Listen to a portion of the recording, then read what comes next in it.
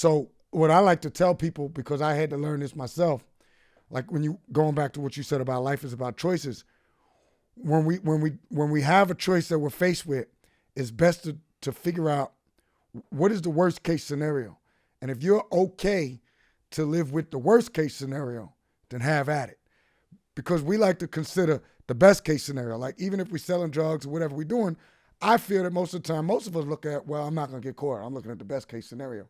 And then we move forward. But you got to be okay with the worst case scenario, before you make that decision to move forward. It sounds like you was able to get that lesson at a very young age. Like, oh, I don't, I don't want to live this life, and you made that change. Maybe your brother, maybe he wasn't able to make that same calculation. My brother has memories in life that I don't have.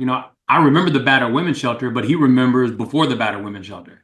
So his memories of what he experienced, and I teach people it's not what happens to you; it's what you allow to happen in you when it happens to you. So there are a lot of things that happen inside my brother that didn't happen inside me. And again, I'm not better than him. I just made different decisions. And when I say I played life like a game, I literally did. When that game was over, it's like playing Pac-Man back in the days. You put another quarter in and you play another game. Somehow, some way, I saw life that way. Like I've never been in a gang.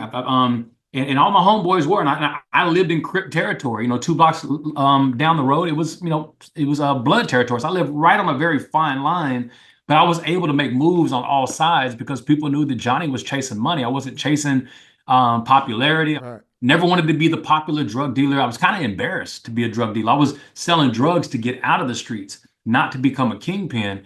And and so I think something inside me just always, always said, I don't dance to anybody else's music. I felt like if I would have put a label on myself like a gang member, I would be dancing to somebody else's music. So I used to always tell my homeboys, I'm talking about like some pretty rough homies, right? Why ain't you getting down with this? Why ain't you getting down with that? I'm like, man, look, if y'all want to call the gang Wimbrey, I'm in. That's my last name. Like you would have to convert the gang to my last name for me to join. I've always been that confident, even almost borderline arrogant when it comes to representing something. It has to be me.